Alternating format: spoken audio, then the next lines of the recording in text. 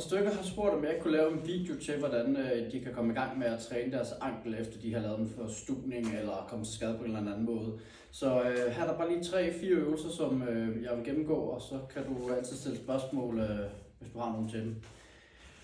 Efter man er kommet til skade, og du først har lavet noget bevægelse til, så kunne det være en idé at tage en elastik af en eller anden art, få den viklet godt omkring foden, og så begynder at lave noget siddende indad-rotation, stille og roligt, få gang i musklerne igen. Hvis det er for ubehageligt at lave det i bevægelse, så egentlig bare have en modstand på, så du stadig føler, at du arbejder, men på den måde kan du måske minimere den smerte, du kan komme ud for. Og det samme vil selvfølgelig også gælde den modsatte vej, så jeg tager elastikken op på den modsatte side og drejer modsatte vej her. Stille og rolig bevægelse.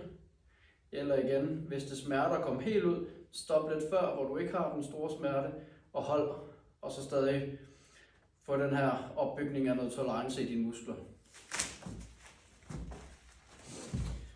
Det samme gælder også noget som hvis du skal træne din lægmuskel akillessenen igen, hvis du har en problematik der. Det behøver ikke at være på en overflade som det her, det kan lige så vel være stående, hvor du løfter hælen op.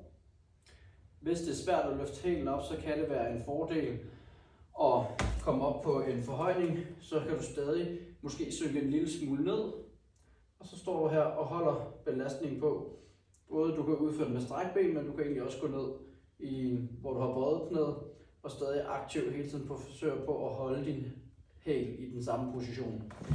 Hvis det er for nemt, men du kan stadig ikke lave din normale hæleløfter op og ned, så tilføj noget vægt til den samme side, stå med vægten, sørg for at din ankel den enten er i en lille løftet position, eller du faktisk sænker din ankel en lille smule nedunder, den er hårdere end hvad det lige ser ud til.